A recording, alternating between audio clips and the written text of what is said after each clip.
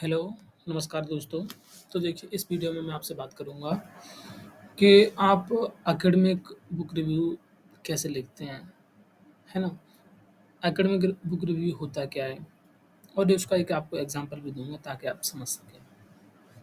ठीक है, तो देखिए मैं पॉइंट वाइज़ इसे डिस्कस कर रहा हूँ, आप थोड़ा समझने की कोशिश करिएगा।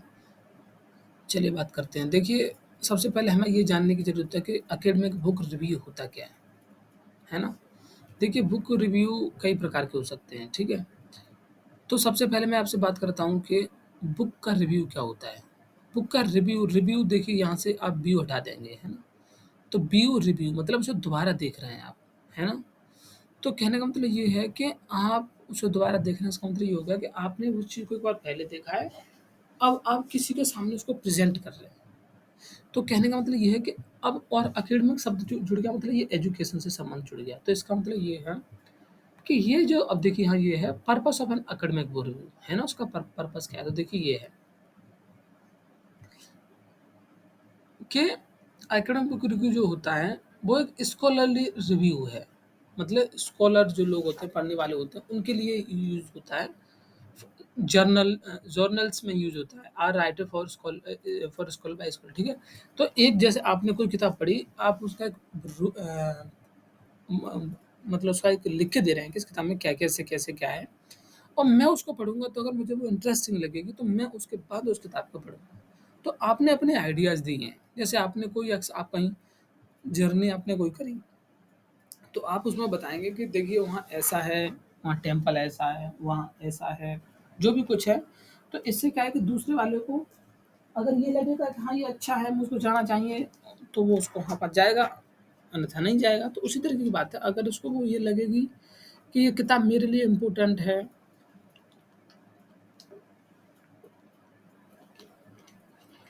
प्राइस मैं अफ़ोर्ड कर सकता हूँ, मेरे लिए तभी तो वो पढ़ेगा, उसकी पूरी स्टोरी समझ में आएगी तभी तो पढ़ेगा, वरना क्यों पढ़ेगा?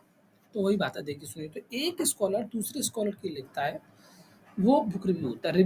Book review have a quite few purposes what they usually inform fellow scholar of quality पर, ठीक है? देखिए क्या-क्या उसी के बारे में इन्फॉर्म करता है, क्वालिटी कैसी है ना? पर्पस क्या है लिखने का उसका और उसमें मेन आर्गुमेंट क्या दी गई है और एक्सप्लेन किया गया है। किस तरीके से करंट के लिटरेचर में वो चीज़ फिट होती है। मेरी बात समझ रहे हैं? कोई भी बुक हो आप ले लीजिए, उसको आप ये देखेंगे ना कि आज के ज़माने में उसका क्या महत्व है, क्या इम्पोर्टेंस है, क्या सिग्निफिकेंट है, किस तरीके से समाज के किसी इश्यूज़ पे वो बात करती है, रिलेशनशिप पे बात करती है, क्या बात करती है। तो उस तरीके का एक एकेडमिक बुक रिव्यू हो गया। अब देखिए ये आगे भी कहा गया कि what is not a academic book review. तो ये कह रहे हैं कि लिटरेचर जो रिव्यू होता है, बुक रिव्यू नहीं होता है। लिटरेचर रिव्यू का मतलब ये हो गया कि आप सारे आइडियाज़ को कर रहे हैं। जैसे मान लीजिए आपकी पॉल्यूशन है ना? पॉल्यूशन भी ले सकते हैं आप, लेकिन एक बात मान लीजिए आप कि यूरोपियन ने यूरोप जो हैं यूरोपियन जो हैं, वो रेसिज़्म का एलिमेंट्स यूज़ करते हैं, ठीक है? कि जो यूरोप वाले हैं, जो यूरोपियन हैं, वो सुपीरियर हैं रेस में बजाय हमारे ये ईस्टर्न पार्ट के हैं, ठीक है? ओरिएंटलिस्ट का मतलब जो वो वाला है, वो वाला एस्पेक्ट है उनमें। तो अब हम इसमें अगर लिटरेचर रिव्यू करेंगे तो हम ये कहेंगे कि इसके ऊपर रेसिस्ट रेसिज़्म के ऊपर कितना कितना लिख चुका है, आज तक कितनी किताबें लिख चुकी हैं। तो वो लिटरेचर रिव्यू क्यों होगा? देखिए लिखा हुआ है, synthesize current publish material on a specific topic, provide a summary of other scholars research, ठीक है? कितने लोग इस बात पे डिस्कस कर चुके हैं इस बात को, तो वो वाली बात हो गया। और कोई एनोटेटेड बिब्लियोग्राफी नहीं होती है, कि उस पे आप लिखते जा रहे हैं, ये इस तरीके की नहीं होती है कोई बात, है ना? लेकिन हाँ, आप इनको ये मतलब ये मानते हैं कि ये लोग ऐसा सिमिलर है, ठीक है? अब देखिए अब ये देखिए आपको कि ये क्या है ना? और आगे हम बात करते हैं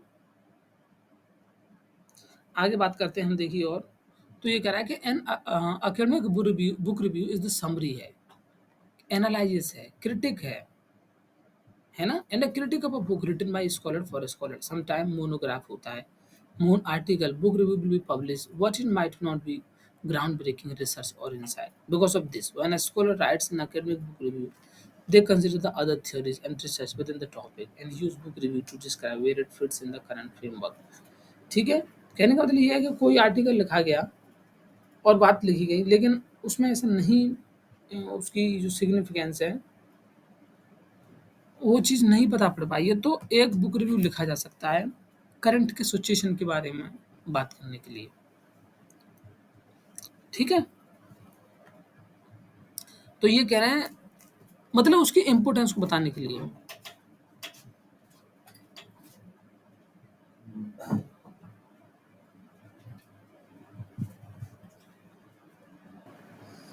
अब देखिए, ये बताया गया है कि कोई लिखा हुआ है, अगर वो रिसर्च में नहीं आया है, मतलब उसमें ऐसे ग्राउंड ब्रेकिंग नहीं हुआ है, उसकी वजह से चीज़ें नहीं पढ़ी गई हैं, तो आप बुक रिव्यू लिखा जा सकता है मतलब।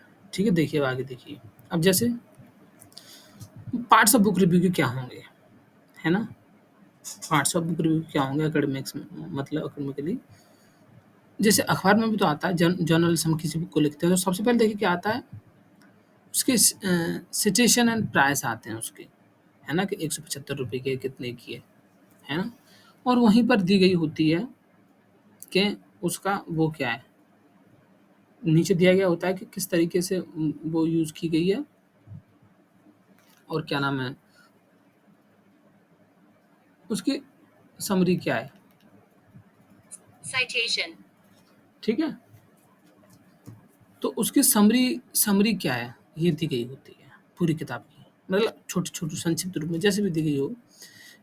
अब उसका एनालिसिस क्या है, सिग्निफिकेंस क्या है, इतना नहीं दिया गया होता, लेकिन हाँ, ये भी दिया गया होता है एनालिसिस एंड सिग्निफिकेंस क्या है उसका, करंट उसमें। रिलीवेंस एंड इंटेंडेड ऑडियंसेस क्या है, ठीक है? जो चीज़ वाले जो 2 टॉपिक हैं वो एक साथ लिखे जा सकते हैं। उसके बाद आपने मेथोडोलॉजी कौन-सी यूज़ करी है, क्रिटिक एंड रिकमेंडेशन क्या कहते हैं और your name and your university, ठीक है? ये लिख सकते हैं आप।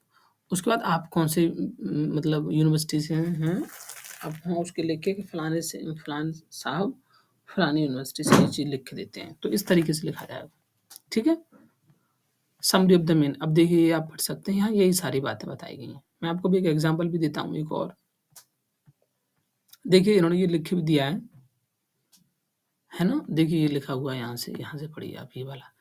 लिमरिक पैट्रिशिया, है ना? निल्सन, द लीगेसी ऑफ कन्क्विस्ट, ये बुक का नाम है। और ये कर के इतने रुपए की डॉलर है ये, है ना? ये दिखाया गया है इसमें। ये पढ़ लीजिए आप ये वाला पूरा। तो इसमें ये बताया गया है किस तरीके से, मैं आपको एक नॉर्मल सा मतलब वो बताता हूँ आपको, जो मैंने खुद लिखा था, है ना? बुक रिव्यू टाइप का, अपनी क्लास में प्रेज़ेंट करने के लिए। तो ये पढ़ लीजिए आप, देखिए ये। आप वीडियो पॉज़ करके पढ़ सकते हैं आप। वैसे आपको ये पढ़ने की कोई ज़रूरत नहीं है, ठीक है? आपको पढ़ने की कोई ज़रूरत नहीं है। मैं आपको दूसरे तरीका बताऊँ, देखिए summary of an argument, analysis क्या, सिग्निफिकेंस क्या, रिलेवेंस क्या, इंटेंट ऑडियंस क्या, मेथोडोलॉजी क्या है, ये सब बात हो गई। ठीक है? अब देखिए मैं दूसरा बताता हूँ आपको, मैंने लिखा है कांतापुर का, है ना? कांतापुर जो ऑडियंस है वो क्या नाम है, कांतापुर एक बुक है, देखिए तो उसका देखिए लिखा हुआ है, देखिए। कांतापुर एक बुक ये मैंने सबसे पहले टाइटल डाला है उस नोवेल का, है ना? क्या है? टाइटल है सबसे पहले। उसके साथ ये लिखा गया है किसके द्वारा लिखा गया है ये, फिर कौन से ईयर में ये पब्लिश हुआ था, ठीक है?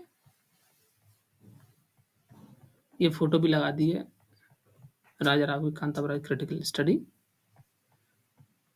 तो ये इनका जो बर्थ रहा है वो 19 क्या नाम है, देखिए यहाँ से रहा है 1908 से लेके सॉरी 2006 तक रहे थे, ठीक है? अब अबाउट द ऑथर क्या है, Rao was an Indian American writer of English language. ये इंडिया के और एक अमेरिकन के राइटर थे इंग्लिश लैंग्वेज, वैसे ना फ्रेंच आती थी। मैं बहुत सारी बातें आपसे डिस्कस नहीं कर रहा हूँ, सिर्फ मैं ये डिस्कस कर रहा हूँ जो मैंने इसमें लिखा है।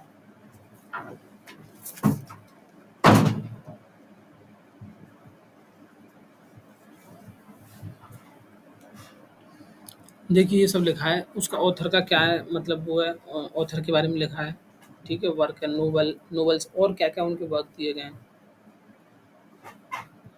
ठीक है? कुछ और वर्क इम्पोर्टेंट डिस्कस कर सकते हैं, इनके अचीवमेंट भी तो डिस्कस कर सकते हैं कि राइटर के क्या अचीवमेंट रहे हैं, ठीक है? तो वो भी मैंने आगे इसमें इंक्लूड किया है, आप उसमें देख सकते हैं। देखिए कांतापुरा बुक लिखी थी 1938 की, serpent of the end the rope लिखी थी, कैट एंड शेक्सपियर भी लिखी गई, the tale of in the cat and tale of India, ठीक है? इनको ये अवार्ड मिले थे, बहुत अच्छे रहे हैं। अवार्ड द नोबल क्या है? अवार्ड द नोबल लिखेंगे, उसके बाद फिर ये लिखेंगे आप समरी लिख के फिर ये लिखेंगे कि कैरेक्टर कौन-कौन से हैं उसमें, मेजर प्रोटो कैरेक्टर कौन से हैं, मेन कैरेक्टर कौन-कौन से हैं, कम से कम 2-4 के बारे में बताएँगे ना आप, 1-2 के बारे में बताएँगे। फिर राइटिंग नोवेल क्या है, राइटिंग स्टाइल क्या है इसकी लिखने की, और एंड ऑफ द नोवेल क्या है, और आपने क्या सोच लिया है, तो आप इस तरीके से लिख सकते हैं। तो उम्मीद करता हूँ कि वीडियो आपको पसंद आएगी। Thank you guys.